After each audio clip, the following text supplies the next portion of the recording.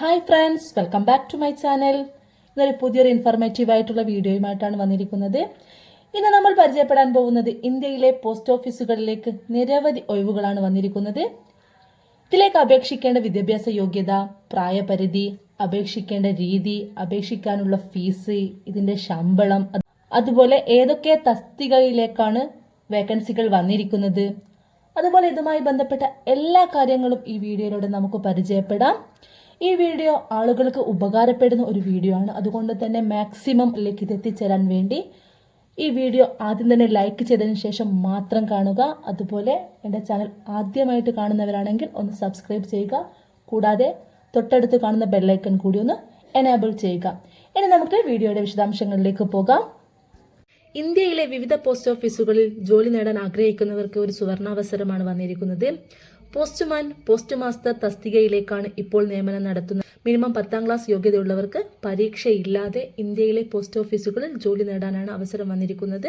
ഇന്ത്യയിൽ മൊത്തം 44,228 ഒഴിവുകളാണ് വന്നിരിക്കുന്നത്. അതുപോലെ കേരളത്തിൽ 2,433 ഒഴിവുകളാണ് റിപ്പോർട്ട് ചെയ്തിരിക്കുന്നത്.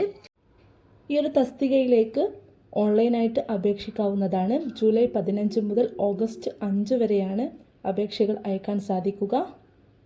ഇനി നമുക്ക് ഇതിലോട്ട് അപേക്ഷകൾ അയക്കാനുള്ള യോഗ്യത എന്തൊക്കെയാണെന്ന് നോക്കാം. 10ാം ക്ലാസ് പാസ്സായവരായിരിക്കണം. കൂടാതെ കമ്പ്യൂട്ടർ അറിവുള്ളവരും കൂടിയായിരിക്കണം. അതുപോലെ തന്നെ സൈക്കിൾ ഓടിക്കാൻ അറിഞ്ഞിരിക്കണം. കൂടാതെ ഓരോ സംസ്ഥാനത്തിലെയും പ്രാദേശിക ഭാഷ അറിഞ്ഞിരിക്കണം. കേരളത്തിലുള്ളവർക്ക് മലയാളം നന്നായിട്ട് എഴുതാനും വായിക്കാനും അറിഞ്ഞിരിക്കണം. ഇനി ഇതിലോട്ട് അപേക്ഷകൾ അയക്കാനുള്ള പ്രായപരിധി നമുക്ക് നോക്കാം. 18 മുതൽ 40 വരെയാണ് ഇതിലേക്ക് അപേക്ഷകൾ അയക്കാനുള്ള പ്രായപരിധി. സംവരണ വിഭാഗക്കാർക്ക് ഇതിൽ ഇളവ് ഉണ്ടായിരിക്കുന്നതാണ്. ഇതിലേക്ക് ഓൺലൈൻ വഴിയാണ് അപേക്ഷകൾ അയക്കാൻ സാധിക്കുക. ഇതിലേക്ക് അപേക്ഷകൾ അയക്കേണ്ട വെബ്സൈറ്റ് www.indiapostgdsonline.gov.in എന്നതാണ്. വെബ്സൈറ്റ് വഴി വീട്ടിലിരുന്ന് തന്നെ നമുക്ക് അപേക്ഷകൾ അയക്കാൻ സാധിക്കുന്നതാണ്. അതല്ല എങ്കിൽ തൊട്ടടുത്തുള്ള അക്ഷയ സെൻറ്റർ വഴിയോ അല്ലെങ്കിൽ ഓൺലൈൻ സേവാ കേന്ദ്രങ്ങൾ വഴിയോ ഇതിലേക്ക് അപേക്ഷകൾ അയക്കാൻ സാധിക്കുന്നതാണ്. ഇതിന് അപേക്ഷിക്കുന്ന സമയത്ത് 100 രൂപ രജിസ്ട്രേഷൻ ഫീസ് ആവശ്യമാണ്. സ്ത്രീകൾ, SC/ST, ട്രാൻസ് വുമൻ, PWD ഉദ്യോഗാർത്ഥികൾ എന്നിവർക്ക് ഈ 100 രൂപ ആവശ്യമില്ല.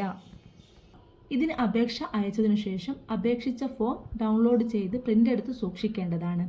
ഇനി നമുക്കിതിൻ്റെ ശമ്പളം എത്രയാണെന്ന് നോക്കാം. 10,000 രൂപ മുതൽ 29,380 രൂപ വരെയാണ് ഇതിൻ്റെ ശമ്പളം വരുന്നത്. അപ്പോൾ ഇത്രയും കാര്യങ്ങളാണ് ഇതുമായി ബന്ധപ്പെട്ട് പറയാനുള്ളത്. അപ്പോൾ ഈ വീഡിയോ എല്ലാവർക്കും ഉപകാരപ്പെടുമെന്ന് വിശ്വസിക്കുന്നു. അതുപോലെ അർഹതയുള്ള എല്ലാ ആളുകളും ഇന്ന് തന്നെ ഇതിനു വേണ്ടി അപേക്ഷകൾ അയക്കുക. അപ്പോൾ അടുത്തൊരു ഇൻഫോർമേറ്റീവായിട്ടുള്ള വീഡിയോയുമായി വരുന്നവരെ എല്ലാവർക്കും ബൈ.